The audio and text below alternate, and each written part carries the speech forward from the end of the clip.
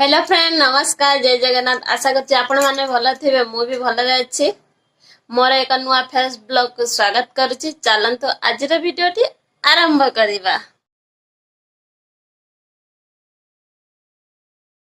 आपण मानकर उपी होउतिबो निश्चित मो तो केते उपी हे आइछि आपण मान तो देखि परिबे आउ उपी होउथबो उकुणी होउथबो सेथि पई मु गुटे घरई उपचार बनेइबी आपण मानक साथे शेयर करिवि आ मु भी निजे लगेइबी आपण माने थरे ट्राई करी देखंतु आउ सेई भली भाबरे प्रोसेसटा करंतु मु जे भली भाबरे करिवि ठीक अछि बेसी लेट न करी चलंतु मु कोन सब जिंस सब आनिछि उपी पई आ उकुणी पई आ चलंतु देखिबा मु कोन सब जिंस नेइछि चुट्रे लगेया पई उपी पई उकुणी पई आ आपण मानक त मु निश्चित देखै देबी तापरे हमें बनेइबा।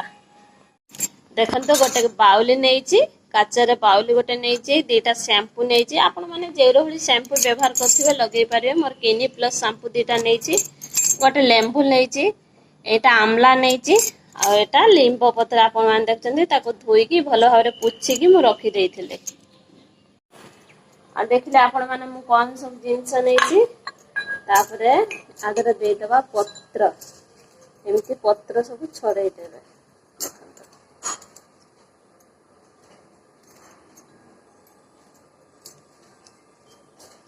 पत्र सब छड़ाई देउछि देखंत आपनकर जेतिकी पत्र लागिवो सेइरे भली पत्र आपण माने देबे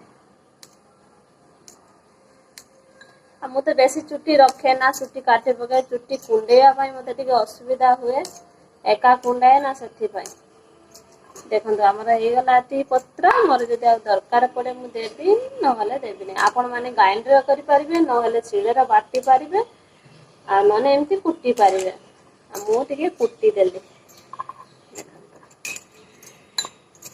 एबे कुटिया स्टार्ट करबा तो कुट्टी के आरो रस काढिबा को पड़िबो बुझले ना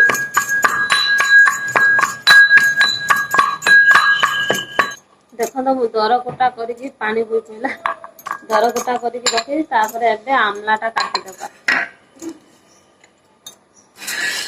देखो तो आमलाटा काटी देबी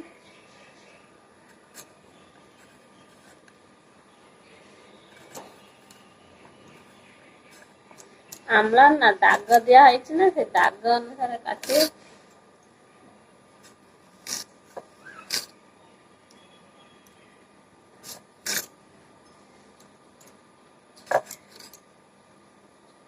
से गोटा आमलाटा पके देबे देखो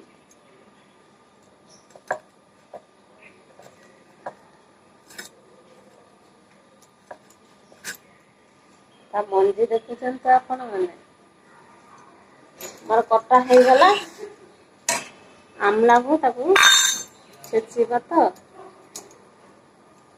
देखो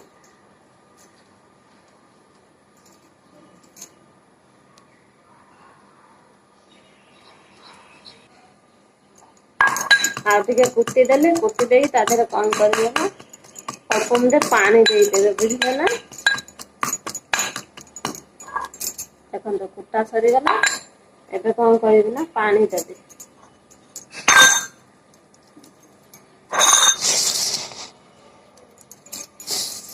अल्प पानी दे देबी ता देरे तापर कोन करछि आपण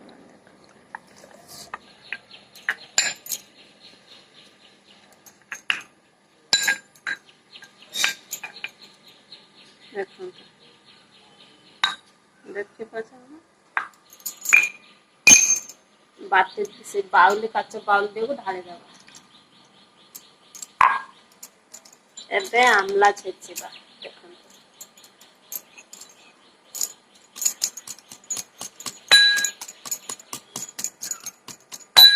ता मोर सरी गला देखन तो आमला काटी देनी एबे करबा लेंबू काटिबा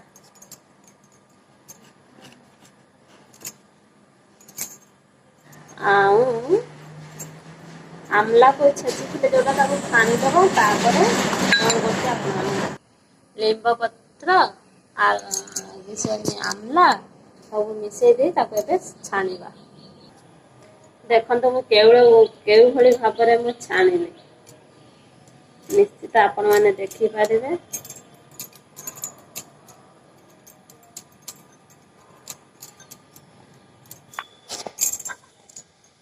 ଦେଖନ୍ତୁ ଏତିକି ମୁଁ ରସ କାଢିଛି। ୟା ଦେହରେ କଣ ଦେବି ନା ଫାଳେ ଲେମ୍ବୁ କାଟିଥିଲି, ଲେମ୍ବୁ ଫାଳେ ଦେଇଦେବି। ଭଲ ଭାବରେ ତାକୁ ଚିପୁଡ଼ି ତା ରସ ଦେଇଦେବି। ଲେମ୍ବୁ ଆମ ଚୁଟି ପାଇଁ ବି ବହୁତ ଭଲ। ଲେମ୍ବୁ ଚୁଟିରେ ଦେଲେ ଚୂଳଟା ପୁରା ଷ୍ଟ୍ରଙ୍ଗ ରହିବ, ପୁରା ହେଲ୍ଦି ରହିବ। କଣ ଦବା ନା ଶ୍ୟାମ୍ପୁ ଦବା। ଆପଣ ମାନେ ଡବା ସାମ୍ପୁ ଯଦି ୟୁଜ୍ କରୁଥିବେ ଡବା ସାମ୍ପୁ ଦେବେ, ପ୍ୟାକେଟ୍ ସାମ୍ପୁ ଯଦି ୟୁଜ୍ କରୁଥିବେ ପ୍ୟାକେଟ୍ ଦେବେ। ଆପଣଙ୍କ ଚୁଟି ନେଇକି ଆଉ ଦେଖନ୍ତୁ ସାମ୍ପୁ ଦେଇଦବା।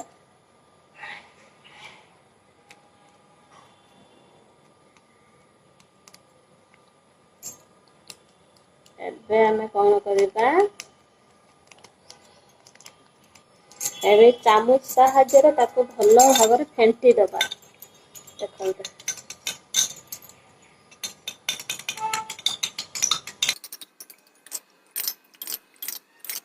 ପାଣି ଟା କେମିତିକା କଲର ଥିଲା କେମିତିକା କଲର ହେଇଗଲା ଦେଖିଲେ ତ।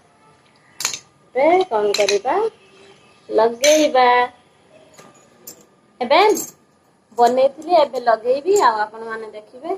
ଆଉ ମତେ କମେଣ୍ଟ କରି କହିଛନ୍ତି, ଆଉ ମୁଁ ଯୋଉ ଆୟୁର୍ବେଦିକ ତେଲଟା ଅଏଲ ଟା ମୁଁ ବନେଇଥିଲି, କହୁଛନ୍ତି ଆଉ ତମର ତ ଚୁଟି ନାହିଁ ଆଉ ତମେ ଦେଖଉଛ ବନଉଛ ଆଉ ତମ ଚୁଟି ନାହିଁ। ଆରେ ମତେ ଏତେ ଗୁଡାକ ଚୁଟି ଅଛି, ଆହୁରି କେତେ ଚୁଟି ମୋର ଦରକାର କି? ଏତିକି ଚୁଟି ମୁଁ ନିଜେ କୁଣ୍ଡେଇ ପାରୁନାହିଁ। ସେଥିପାଇଁ ମୁଁ ଲୁଚି ଲୁଚି କଣ କରୁଛି ନା ନିଜେ କଞ୍ଚିରେ କାଟି ଦଉଛି। ସିତାନି କରିଦବା ଦେଖନ୍ତୁ, ସିତାନି କରିଦେଲି। ଏଇ ଚାମୁଚ ସାହାଯ୍ୟରେ ଆଉ ଦରକାର ନାହିଁ, ହାତରେ ଯେମିତି ହବ ଚାମଚା ହବ। ଦେଖନ୍ତୁ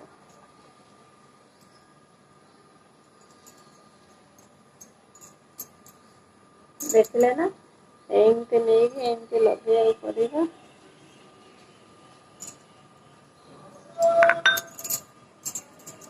ସିତାନି କରିଦେଇକି ଲଗେଇଲେ କଣ ହବ ନା, ଏଇ ଯୋଉ ପିତା ଅଂଶ ଟା ପୁରା ଚୂଳ ମୂଳରେ ରହିବ। ଦେଖନ୍ତୁ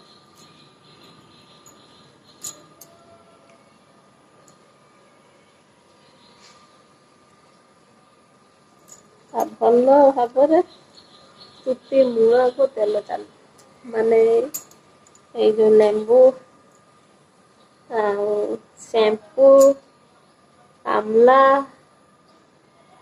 ଆଉ ଲିମ୍ବ ପତ୍ର ରସ ସବୁ ଚାଲିଯିବ।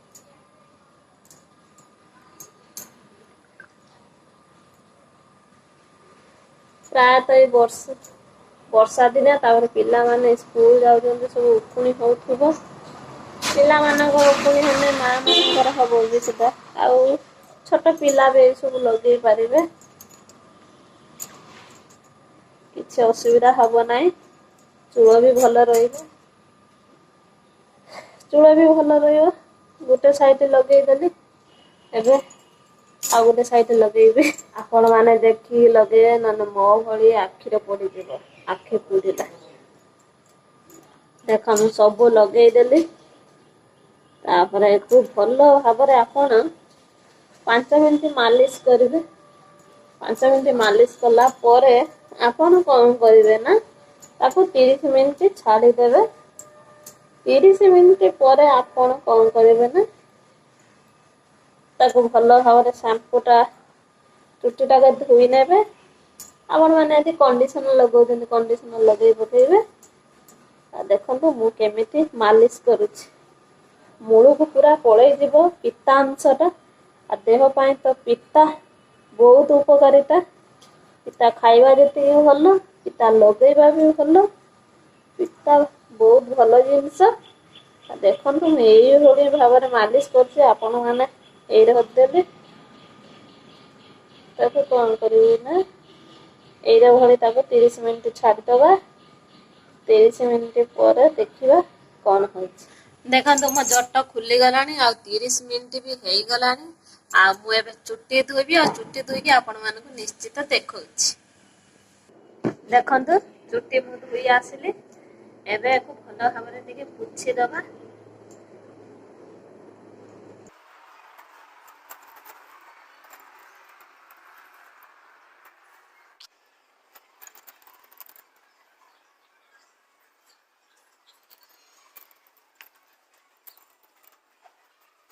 ଥରେ ପ୍ରବଳ ଉପି ହେଇଥିଲା ଆଉ ଭାରି କୁଣ୍ଡେଇ ହଉଥିଲା।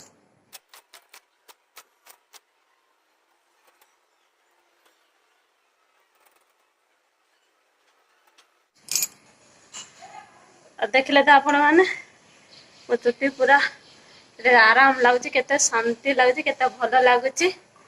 ଆଉ ଏମିତି ଆପଣ ମାନେ କରନ୍ତୁ, ମୁଁ ଯେଉଁଭଳି ଭାବରେ ବନେଇଲି ଆଉ ଯେଉଁଭଳି ଭାବରେ ଲଗେଇନି ଆପଣ ମାନେ ସେମିତି କରନ୍ତୁ ଆଉ ଲଗାନ୍ତୁ, ଦେଖିବେ ନିଶ୍ଚିତ ଫଳାଫଳ ନିଶ୍ଚିତ ମିଳିବ।